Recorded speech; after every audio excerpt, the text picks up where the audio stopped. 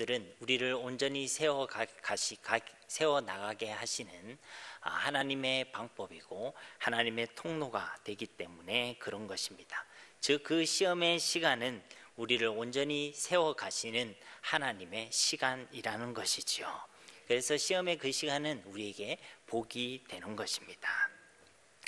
이 시험의 시간을 온전히 우리가 견뎌내고 또 온전히 통과하기 위해서는 우리에게 꼭 필요한 것이 있지요. 그것은 야고보서 1장 21절에서 말씀하듯이 바로 하나님의 말씀을 온유함으로 받아들여야 한다는 것입니다. 하나님의 말씀이 우리에게 온유함으로 심겨져야 된다는 것이죠. 하나님의 말씀만이 이 수많은 시험을 온전히 이겨내는 하나님께서 우리에게 주신 은혜의 방편이라고 우리는 기억해야 하는 것입니다. 그리고 이 하나님의 말씀을 온유함으로 받는다는 것은 어떤 의미였습니까? 바로 그 말씀을 믿고 행하는 것이죠. 그래서 야고보서 1장 22절에는 너희는 말씀을 행하는 자가 되라 라고 말씀하셨고, 또 야고보서 2장에는 믿는 것뿐만 아니라 행함이 있어야 된다. 행함이 없는 믿음은 죽은 믿음이다 라고 말씀하셨던 것입니다. 즉 하나님의 말씀을 믿음으로 받고 그리고 그것을 지켜 행하는 것, 올해 우리 2022년도 교회 표어가 생각나죠. 그 말씀을 읽고 듣는 것뿐만 아니라 지켜 행하는 것, 바로 그것이 하나님의 말씀을 온유함으로 받는 것이라는 것입니다.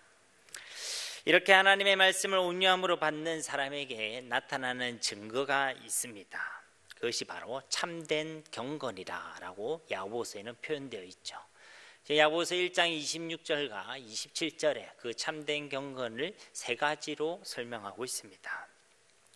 첫째는 그 혀의 재갈을 물리는 온전한 말이죠. 그래서 우리는 야고보서 3장을 통해서 이를 살펴보았습니다.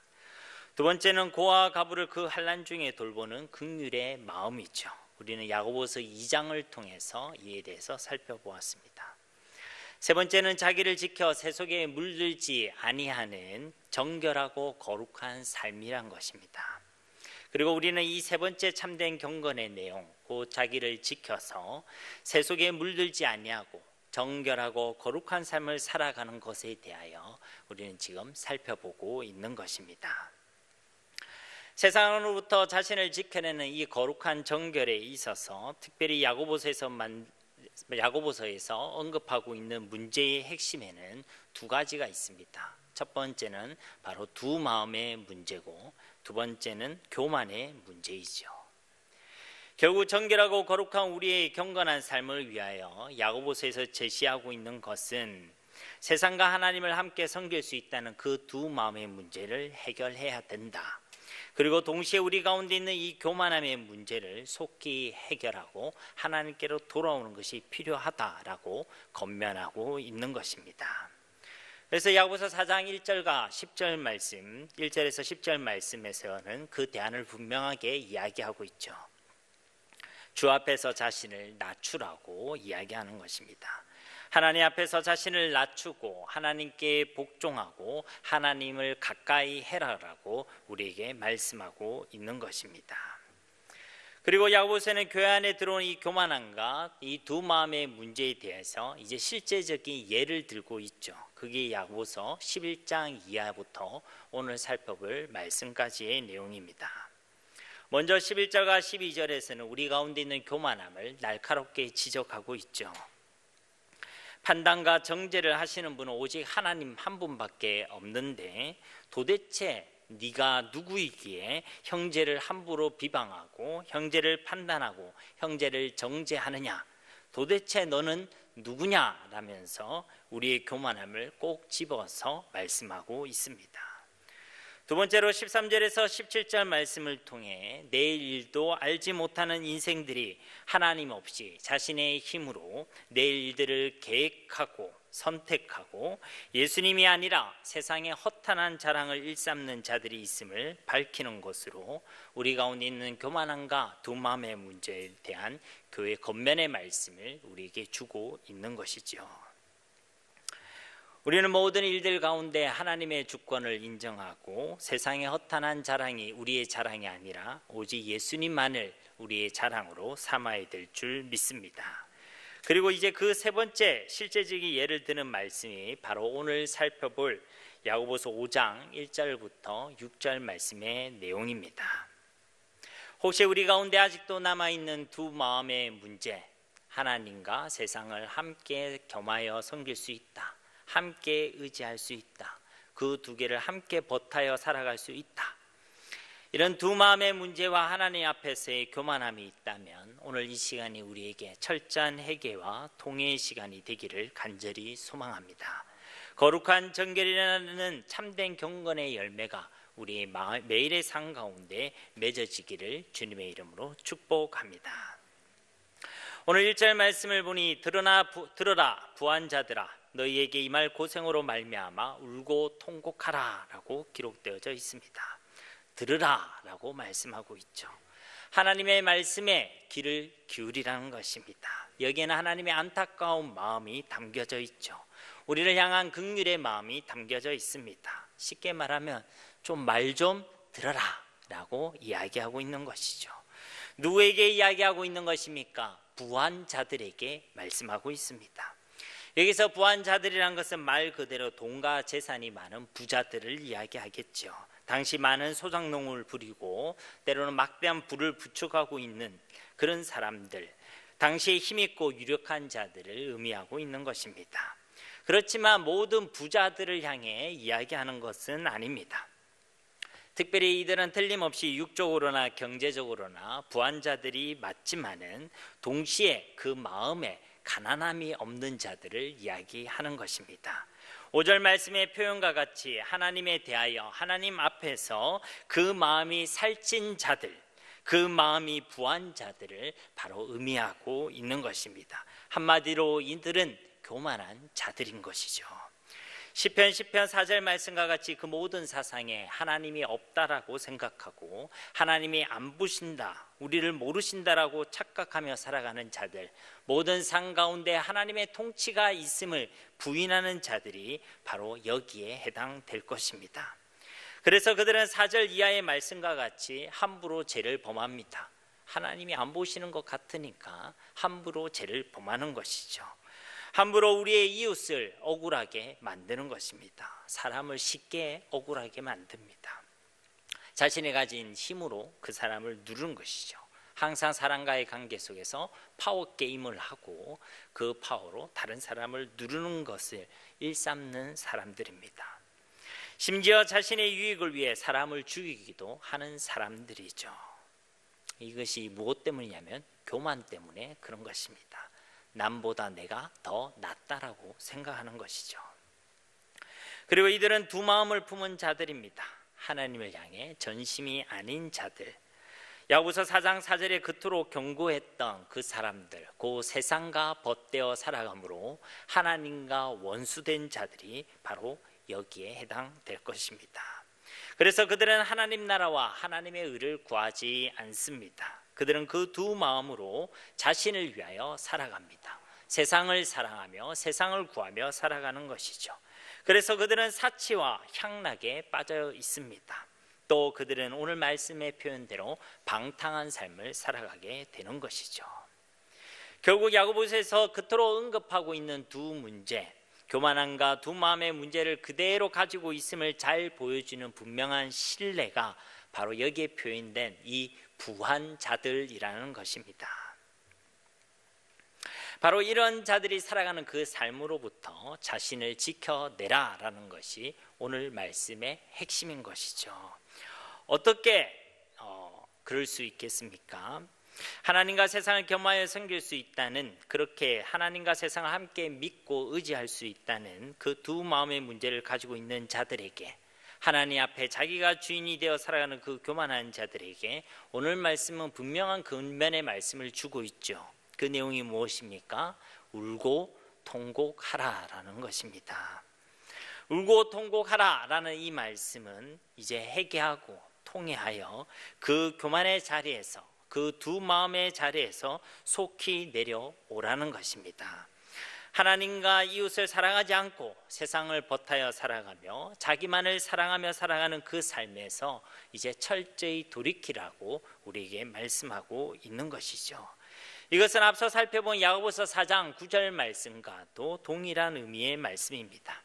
야고보서 4장 9절 말씀을 우리 함께 한 번 더 봉독하겠습니다. 슬퍼하며 애통하며 울지어다. 너희 웃음을 애통으로 너희 즐거움을 근심으로 바꿀지어다. 아멘. 무슨 말씀입니까? 지금 우리가 웃을 때가 아니란 것이죠. 즐거워할 때가 아니란 것입니다. 우리의 삶 가운데 하나님이 없는데, 우리의 삶에 이웃에 대한 사랑이 없는데, 우리의 삶 가운데 하나님의 나라와 그 일을 먼저 구하는 것이 없는데, 그럼에도 웃고 기뻐하고 있는 우리의 모습 속에 하나님께서는 경종을 울리고 있는 것이죠. 그 기쁨을, 그 즐거움을 바꾸어서 애통함으로, 그리고 죄에 대한 근심으로 바꾸어라는 것입니다. 회개하고 돌아오라는 것이죠. 4장 9절 말씀의 대상도 오늘 말씀의 대상과 동일합니다. 그 앞에 6절에서 8절 말씀을 보면 교만한 자들에게 하시는 말씀이죠. 두 마음을 품어 정함이 없는 자들에게 하나님께서 주시는 말씀인 것입니다. 그들에게 말씀하는 것이죠. 울고 슬퍼하며 통고하라는 것입니다. 여러분, 이 땅에서 두 마음을 품어 쌓은 부를 가진 사람들이 틀림없이 많이 있습니다. 그들은 지금은 웃고 또 득이양양하며 그렇게 즐거워하며 살아갈지 모르겠습니다. 그러나 결국은 그들은 울고 통곡하게 되어 있습니다. 오늘 말씀의 이 부한자들과 같이 그들의 삶 가운데 있는 교만함과 그리고 두 마음으로 그들은 하나님을 잊고 이웃을 잊고 살아가기 때문에 반드시 그들은 울고 통곡하게 되어 있다는 것입니다. 물론 그들은 스스로 지금은 통곡할 이유가 전혀 없다라고 생각할 수 있습니다. 삶이 만족스러우니까요.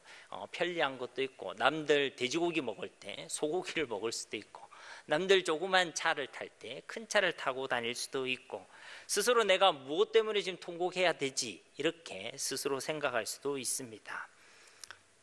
지금은 그렇다는 것이죠. 더 정확히 말하자면 지금만 그렇습니다.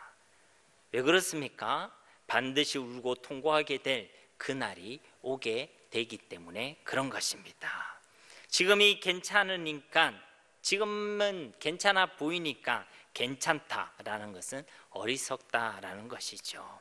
그래서 지금 울고 통곡해라는 것입니다. 왜 그래야 합니까? 오늘 말씀에 보니까 너희에게 이 말 고생으로 말미암아라고 되어져 있죠. 그들이 경험해야 될 그 고생의 내용이 무엇입니까? 2절과 3절 말씀입니다. 너희 재물은 썩었고 너희 옷은 좀먹었으며 너희 금과 은은 녹이 슬었으니 이 녹이 너희에게 증거가 되며 불같이 너희 살을 먹으리라. 너희가 말세의 재물을 쌓았도다. 현재 그들이 가지고 있는 부의 내용 아니겠습니까? 재물, 옷, 금과 은. 근데 그 부의 내용에 대해서 야고보서의 평가, 하나님의 말씀의 평가는 어떻습니까? 너희가 가지고 있는 그 재물 썩었다. 너희가 입고 있는 그 옷들 이미 좀 먹었다. 너희가 가지고 있는 그 은과 은 이미 녹기 슬었다라고 이야기하고 있습니다. 아니, 오늘날 우리에게도 재물을 가지고 있으면 잘 보관하지 않겠습니까? 그죠? 은행이나 금고나 어디 중요한 데 잘 놔두지 않겠습니까? 그런데 그 재물이 썩었다라고 이야기합니다. 옷도 얼마나 좋은 옷을 입을 수 있겠습니까? 남들이 보면 알만한 그런 명품들을 입고 그렇게 다니고 뽐내고 다니지 않겠습니까? 그런데 그 옷은 이미 좀 먹었다라고 이야기합니다. 금과 은과 녹도 이미 녹슬었다라고 이야기하죠. 이게 헬라어 시제상으로 보면 완료형으로 되어 있습니다. 이런 완료형을 무엇이라고 얘기하냐면 예언적 완료형이라고 얘기하죠. 반드시 그리 될 것이기 때문에 지금 그것을 선언하는 것, 그것이 바로 예언적 완료형입니다. 결국 무슨 말입니까? 그들이 갖고 있는 그것들, 이 땅의 것들, 그것은 결코 영원하지 않다는 것이죠. 그리고 반드시 오늘 이 선언한 말대로 썩고 좀 먹고 녹이 쓰는 이 일들이 실제로 반드시 이루어지는 날이 오게 된다는 것입니다. 그날 마지막 때가 조금씩 주님께로부터 다가오고 있다는 것이죠. 이러한 종말의 관점으로 볼 때 사실은 이미 썩은 것들입니다. 이미 좀이 먹은 것들이죠. 이미 녹이 썰어버린 금과 은들이라는 것입니다. 그러니 아직은 괜찮다, 아직은 볼만하다, 아직은 아니니까 괜찮다, 이렇게 생각하는 것은 어리석은 일이란 것이죠. 잠언서 24장 19절 20절 말씀에도 너는 행악자들로 말미암아 분을 품지 말며 악인의 형통함을 부러워하지 말라. 대저 행악자는 장래가 없겠고 악인의 등불은 꺼지리라.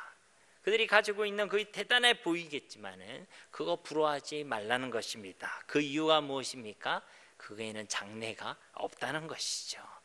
그들이 들고 있는 그 등불은 이내 곧 꺼지게 된다는 것입니다. 영원하지 않다는 것이죠. 종말의 관점에서 볼 때 그들이 가지고 있는 것은 아무 가치가 없는 것들이라는 것입니다. 이 녹이 너희에게 증거가 될 것이다. 이 녹이 불같이 너희 살을 먹을 것이다. 이 녹이 여러분을 고발할 증거가 되게 될 것이다. 이 녹이 결국은 불과 같이 너희 살을 삼켜 버릴 것이다 라고 말씀하고 있습니다. 왜 그렇습니까? 너희가 말세에 재물을 쌓았기 때문이다 라고 말씀하고 있습니다. 이 땅에 쌓아둔 그 재물들이 결국은 너희를 도리어 고발하는 증거가 될 것이란 것이죠. 누군가를 고발하려면 증거가 있어야 되지 않겠습니까? 그죠? 근데 이 땅에 쌓아둔 그 재물이 너희를 고발하는 증거가 되게 될 것이라는 것입니다. 그리고 그 재물이 결국은 너희를 불구덩이에 삼키게 만드는 불씨가 되게 될 것이라고 말씀하고 있는 것이죠. 아니 목사님, 재물을 쌓는 것이 뭐 그렇게 나쁜 죄악입니까? 이렇게 혹시 되물으실 분이 있으시겠죠. 그것은 아닙니다. 근데 그것이 아니라면 도대체 무엇이 문제라는 것입니까?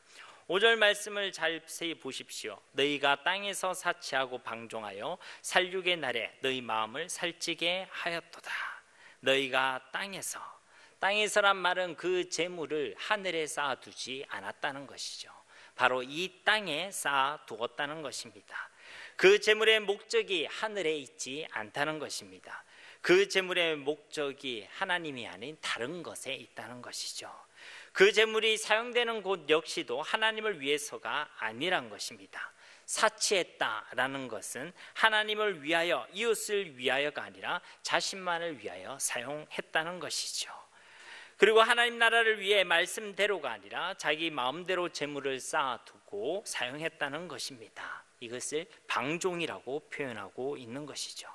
즉 그 재물의 목적과 사용과 그리고 그 방법에 있어서 하나님도 없고 이웃도 없고 어떤 사람도 없기 때문에 바로 이 재물을 땅에 쌓아두는 것이 바로 문제가 되게 되는 것입니다. 그 재물을 쌓은 가정들은 어땠습니까? 그 가정 역시도 오늘 말씀을 보니 성경적이지 않죠. 불법과 편법으로 그 재물을 쌓아두었습니다. 4절 말씀을 보십시오. 보라, 너희 밭에서 추수한 품꾼에게 주지 아니한 삭이 소리 지르며 그 추수한 자의 우는 소리가 만군의 주의 귀에 들렸느니라. 여러분, 포도밭에서 추수한 품꾼이 열심히 일했으면 그게 합당한 임금을 지급해야 되는 것이 마땅하지 않겠습니까? 그러나 그 품꾼에게 마땅히 지급해야 될 그 임금, 그 삭을 지급하지 않았다는 것이죠. 얼마나 억울하겠습니까? 그 일꾼 속의 입장에서는 얼마나 억울하고 또 서운하고 아프고 또 분할 만한 그런 일이 아니겠습니까? 만약 하나님이 아시고 하나님이 보고 계심을 안다면, 하나님이 한 영혼을 천하보다 귀하게 여기시고 사랑하신다는 것을 안다면 어떻게 이런 일을 범할 수 있겠습니까? 어떻게 우리의 이웃에게 이런 억울한 일을 당하게 하고 이렇게 아픈 일을 당하게 하고 이렇게 힘든 일을 당하게 할 수 있겠습니까? 그들의 마음속에 하나님과 이웃에 대한 마음이 없다는 분명한 증거가 되게 되는 것이죠. 그리고 우는 소리가 만군의 주에 들렸느니라 라고 말씀하고 있습니다. 하나님이 이 사실을 알고 계신다는 것이죠. 억울함을 당한 그들이 힘이 없어서 아무런 말을 하지 않더라도, 혹은 입막음을 당했든지 아무런 말을 하지 못했더라도 분명한 사실은 하나님은 알고 계신다는 것입니다.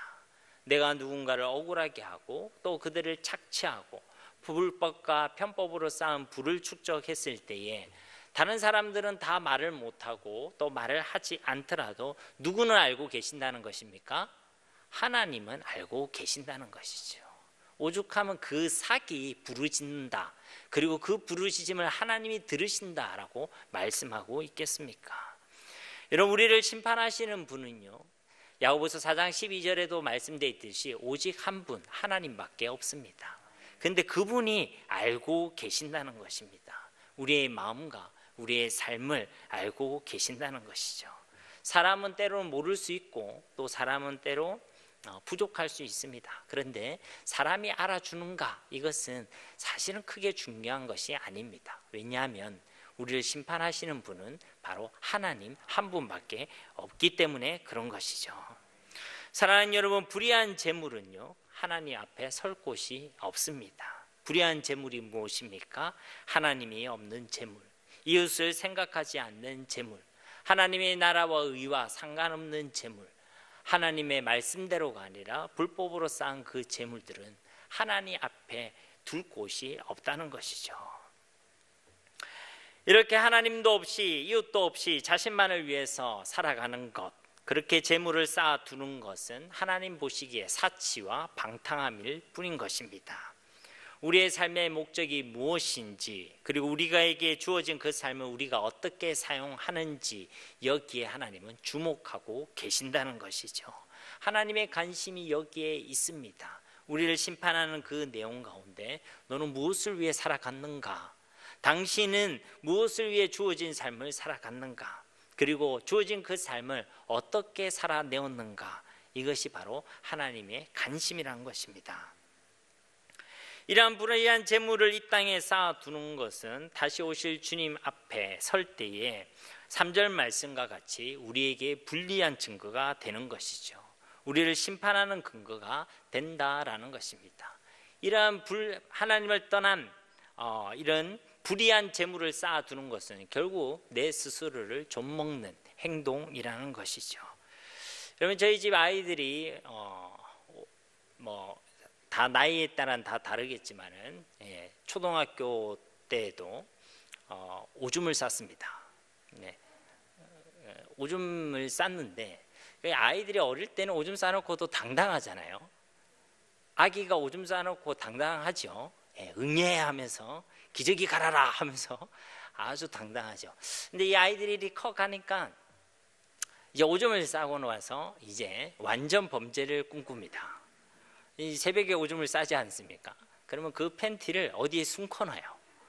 그리고 욕실로 들어가서 자기 몸 샤워까지 다 해요. 그리고 이불을 어디론가 치워놓습니다.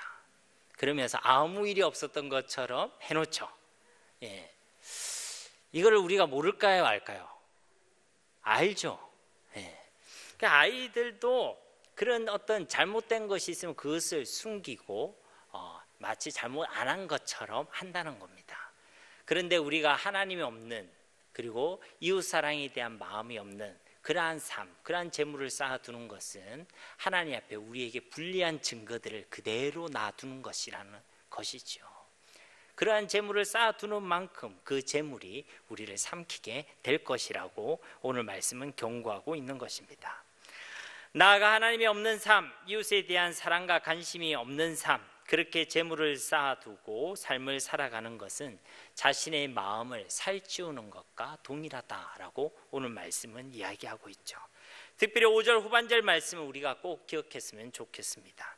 살육의 날에 너희 마음을 살찌게 하는 것이다. 살육의 날, 도살의 날이라고 번역할 수 있겠죠.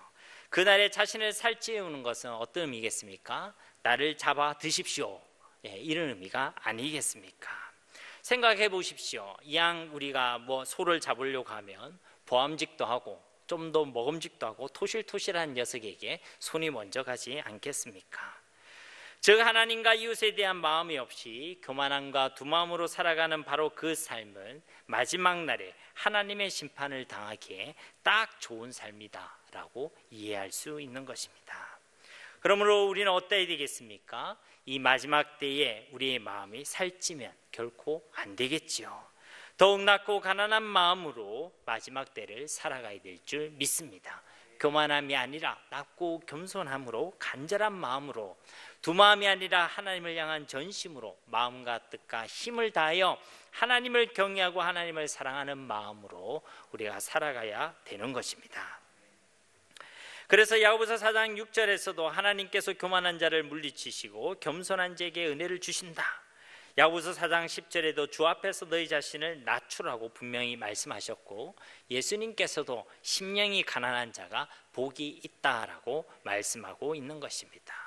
우리 교만한 마음은 도살의 날에 우리의 마음을 살찌우는 것이기 때문에 그렇다는 것이죠. 여러분, 살이 찌면 어떻습니까? 제가 그렇게 안 보여도 제가 지금 가벼웠을 때에 비하면 3개월간 6kg가 살이 쪘습니다. 굉장하죠. 저희 옷이 조금 불편해요 지금. 살이 찌면 몸이 둔해지죠. 우리의 마음이 살이 찌면요, 우리의 마음도 둔해집니다. 아무리 하나님의 경고의 말씀을 들어도요, 그 말씀이 들리지 않습니다. 둔감해지죠. 우리의 이웃이 아무리 아우성을 쳐도 그 이웃의 소리가 들리지 않습니다. 다른 사람이 힘들어해도, 다른 사람이 아파해도, 다른 사람이 외로워해도, 다른 사람이 고통스러워해도 그 소리가 들리지 않다는 것이죠. 마음에 살이 찌면 그렇다는 것입니다. 그래서 서두에서도 말씀드렸듯이 오늘 말씀에서 하나님께서는 이렇게 이야기하는 것입니다. 들으라, 말 좀 들으라 부한자들아 라고 말씀하고 있는 것입니다. 하나님의 말씀이 들려지는 은혜가 있기를 주님의 이름으로 축복합니다. 그리고 결국 그들이 쌓은 재물과 그들의 삶의 결과는 어떠했습니까? 사람을 정죄하고 사람을 죽이는데 쓰임받았죠. 6절 말씀을 보시기 바랍니다. 너희는 의인을 정죄하고 죽였으나 그는 너희에게 대항하지 아니하였느니라. 죄의 결과는 사망이죠. 야고보서 1장 15절에도 욕심이 잉태한 즉 죄를 낳고 죄가 장성한 즉 사망을 낳느니라 라고 말씀했습니다. 결국 하나님과 이웃이 없는 자신만을 위한 그 욕심은 죄를 낳고, 또 그 죄는 나 자신에게도 사망을 경험하게 하지만 나뿐만 아니라 다른 사람에게도, 다른 사람을 죽이기도 한다는 것을 우리는 기억해야 하는 것이죠. 그는 너희에게 대항하지 아니하였느니라. 6절 말씀과 특별히 이 후반절 말씀에서 우리가 읽을 때 우리는 예수님을 떠올릴 수가 있습니다. 마태복음 25장 45절에서도 이 지극히 작은 자 하나에게 하지 아니한 것이 곧 내게 하지 아니한 것이다. 지극히 작은 자와 예수님을 동일시했지 않습니까? 그 말씀을 생각할 때도 여기서 억울함을 당하고 분명 의로운 가운데 있었던 이 사람을 정죄하고 죽임을 당하게 만든 이 일은 결국은 예수님에게 한 범죄와 크게 다르지 않음을 우리는 생각할 수 있다는 것입니다. 세상에서 가장 의로운 분이 누구십니까? 바로 우리 주 예수님 아니겠습니까? 그런 의로운 분을 사람들은 정죄하고 죽였습니다. 오늘 말씀에 이 부한자들이 그러했던 것처럼 불법과 편법으로 예수님을 죽였다는 것입니다. 누구보다도 자신이 가지고 있는 권리와 이익을 위해서, 기득권을 지키기 위해서, 한마디로 자기 자신들을 위해서 예수님을 선택하지 않고 오히려 예수님을 배신하고 예수님을 정죄하고 예수님이 십자가에서 죽임을 당하게 했다라는 것입니다. 이에 대해 예수님께서는 어떻게 반응하셨습니까? 그런 세상을 향해 대항하지 아니하셨죠. 오히려 저들의 죄를 저들에게 돌리지 말며 저들을 사해달라고, 저들의 죄를 용서해달라고 세상을 사랑하시되 죽기까지 끝까지 사랑하신 줄 믿습니다. 그는 분명 하나님이시고 죄가 없으신 사람이시지만 세상으로부터 수많은 모욕과 불합리한 시선을 당하셔야만 했고 세상으로부터 십자가란 정죄와 죽임을 당하시게 되었습니다. 왜 그렇게까지 하셔야만 했습니까? 바로 우리를 사랑하셨기 때문입니다. 우리의 죄를 용서하시고 그 죄로부터 우리를 구원하시기 위하여 죄 없으신 그분이 죽으셔야만 했던 것입니다. 그렇게까지 우리를 끝까지 자신의 생명보다 더욱 우리를 사랑하여 주셨다는 것이죠. 이것이 바로 우리가 살아내야 될 삶의 내용인 줄 믿습니다. 오늘 말씀을 정리해 보면 두 부류의 사람이 등장하고 있습니다. 한 부류는 부한자들이라고 칭함을 받는 자들입니다. 이들은 어떤 사람들이었습니까? 말씀 그대로 이 마지막 때에 재물을 쌓은 사람들입니다. 표현 그대로 이들은 세상적인 부는 쌓았는지 모르겠지만은 그들은 교만함과 두 마음의 문제에 빠져 있던 사람들입니다. 그래서 그 속에 하나님과 이웃에 대한 마음이 없었던 사람들이죠. 그리고 결코 그렇지 않아야 되는데 그들의 마음도 이미 살쪄버린 사람들입니다. 그래서 그들은 하나님에 대한 간절한 마음이 없었습니다. 그들의 마음은 더 이상 가난하지 않았고 그들의 선택과 결정 속에는 하나님 사랑, 이웃 사랑이 없었던 것입니다. 그렇기 때문에 오늘 말씀에 이들을 울고 통회해야 할 정말 어리석은 사람이라고 묘사하고 있는 것입니다. 그들은 영원하지 않은 것의 삶의 모든 소망을 걸고 살아가고 있기 때문에 그런 것입니다. 자신의 복을 위해 쌓은 것들이 오히려 자신을 불행하게 만드는 것을 앞으로 마지막 때에 그들은 반드시 경험하게 될 것이기 때문에 그런 것입니다. 결국 이러한 삶은 그들을 뿐만 아니라 그들 주변에 있는 많은 사람들도 삼키고 죽이는 결과를 낳게 되는데 그것을 모르고 계속 이 땅에 그 재물을 쌓는 것에 혈안이 되어서 살아가기 때문에 그런 것이죠. 다른 한 사람은 한 절에 겨우 등장하지만 바로 의인으로 불리는 자들입니다. 이 의인에 대해서는 여러 가지 해석이 있을 수 있지만은 앞에서 말한 부한자들과는 분명히 다른 길을 걷는 사람, 그리고 반대편에 서 있는 사람이라 할 수 있을 것입니다. 아마도 죄가 없으신 그분, 그렇지만 세상으로부터 정죄와 죽임을 당하셨던 그분, 그렇지만은 그 속에서도 끝까지 하나님을 사랑하고 이웃을 사랑하는 그 마음을 지켜냈던 바로 우리 주 예수님과 같은 사람들이 바로 이 의인에 해당된다라고 할 수 있을 것입니다. 우리가 살아내야 될 삶의 내용은 무엇이겠습니까? 바로 이 의인의 삶을 살아내어야 할 줄 믿습니다. 그러니 마지막 때가 있음을 꼭 기억하시기 바랍니다. 우리가 가지고 있는 것은 영원한 것이 아닙니다. 영원한 것이 무엇인지를 분별하고 영원한 것에 참 소망을 두어야 할 줄 믿습니다. 자꾸만 하나님 앞에 우리의 불리한 증거들을 쌓는 것은 정말로 어리석은 일입니다. 자신이 아니라 먼저는 하나님 나라와 하나님의 의를 구하고 우리의 모든 삶의 선택과 결정 가운데 하나님 사랑과 이웃 사랑이 있어야 될 줄 믿습니다. 적어도 예수님이 자신보다 우리를 더 사랑했다면 예수님을 믿고 그를 따르는 우리 모두의 삶 가운데도 우리보다는 하나님과 우리 이웃을 더 사랑할 수 있는 마음이 있어야 될 줄로 믿습니다. 그 삶이 하나님께 참된 기쁨과 영광이 되어질 줄 믿습니다. 이러한 은혜와 복을 누리는 또 그러한 삶으로 하나님을 기쁘시게 하는 우리 모두가 되어지기를 예수님의 이름으로 간절히 축원드립니다. 우리 말씀을 기억하시면서 이 시간 합심으로 함께 기도하겠습니다. 하나님 감사합니다. 우리를 사랑하시는 주님, 오늘도 우리에게 하나님의 귀한 말씀을 주심을 감사드립니다. 주신 그 말씀대로 하나님, 우리가 이 땅에 하나님께 기쁨이 되는 삶을 살아가기를 원합니다. 더 이상 하나님이 없는 것처럼 또 내가 내 인생이 주인이 되어 살아가는 교만의 자리에 서지 않기를 원합니다. 두 마음을 품고 정함이 없는 삶을 살아가지 않기를 간절히 소망합니다. 이 마지막 때에 더욱 낮고 가난한 마음으로 하나님 앞에 나아가길 원합니다. 이 마지막 때에 어리석게 이 땅에 재물을 쌓고 우리 마음이 부하여 하나님 말씀을 듣지 못하는 자가 되지 않기를 간절히 소망합니다. 우리에게 주어진 그 삶을 자신의 유익과 만족만을 위해서가 아니라 정말로 하나님을 위하여 또 이웃을 위하여 살아갈 수 있는 삶이 되어지기를 원합니다.